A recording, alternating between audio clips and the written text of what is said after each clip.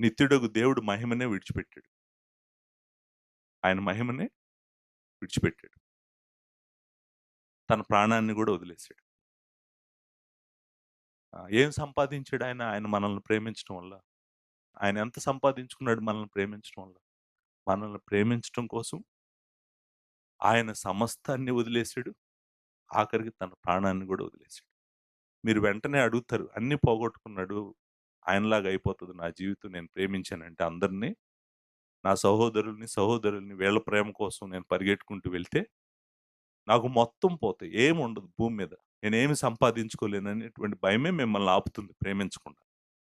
నేను చెప్తున్నాను, ఎవరైతే తన ప్రాణం పెట్టాడో, ఎవరైతే తన మహిమను విడిచిపెట్టాడో, తండ్రి అంట ఆయనను మరణము నుండి లేపి, అత్యున్నతమైన స్థానంలో కూర్చోబెట్టి, ప్రతివాని మోకాలు ఆయన ఎదుట వంగాలన్నాడు. చూసారండి? అంటే మీరు అర్థం చేసుకోవాల్సిందేంటంటే, మీరు పోగొట్టుకునేది ఏముండదు. మీరు మొత్తం ఇచ్చేసినా గూడా మీరు గుర్తుపెట్టుకోండి. మీకు స్వాస్థ్యం ఇస్తానన్నాడు ఆయన. వాడబారని స్వాస్థ్యం ఇస్తానన్నాడు. మీకు పరలోకంలో నిత్యము మీతో ఉండేది ఇస్తానన్నాడు. మీరు సంపాదించిందంతా ఇక్కడే వదిలేసి పోతారు గదా! ఎవరో ఒకళ్ళు అనుభవిస్తారు గదా! అనుభవిస్తారనేటువంటిది 50 సంవత్సరాలొచ్చినా ఎవరిని అడిగినా చెప్తారు. సార్ నేను కష్టపడ్డాను, బోలెడంత సంపాదించాను, ఎంత పోగేశాను సార్. కానీ ఇదంతా గూడా ఎక్కడికి పోద్దో తెలీదు. ఎవరు తింటారో నాకు తెలీదు. నేను చెప్తున్నాను మరలా దేవుని వాక్యం ఏం చెప్తుందంటే పరలోకంలో నీకోసం దేవుడు మొత్తము రెడీ చేసి పెడతాడు. ఈ లోకంలో నువ్వేం పోగొట్టుకున్నావని భయపడొద్దు. నీకు నిత్య జీవమే ఇచ్చాడు దేవుడు. నీకు స్వాస్థ్యమే ఇస్తానంటున్నాడు. నీకు మహిమ ఇస్తానంటున్నాడు. నేను బంగారపు వీధిలో నడిపిస్తానంటున్నాడు. నువ్వు పోగొట్టుకునేదేంటి? మొత్తం తీసేసుకోమంటమే. అది ఒక్కటే మిమ్మల్ని సహోదరులను ప్రేమించకుండా ఆపేస్తుందండి. ఆ ఒక్కటి వదిలేసుకోవటానికి మనం అందరం ఇష్టపడ్డామంటే గనక మనము క్రీస్తు ప్రేమను అందరికీ మనం చూపించగలము.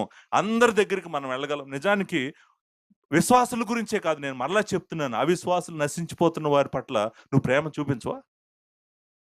దేవుడు తెలియని వారికి ప్రేమ చూపించవా? ఎలా ప్రేమ చూపించావు? వాళ్ళకి సువార్త చెప్పాలంటే నువ్వు బయలుదేరి ఎళ్ళాలి. దానికి నీకు సమయం ఖర్చవుతది. నీకు డబ్బులు ఖర్చవుతాయి. కానీ నువ్వు మెదలకుండా నాకు ప్రేమ అవసరం లేదు, ఏం అవసరం లేదు ఇక్కడ కూర్చున్నావనుకో నీకు ప్రేమే లేదు. ఆయన అక్కడ మహిమను విడిచిపెట్టకుండా ఉన్నట్టయితే మనం అందరం నరకానికి పోయేవాళ్ళం.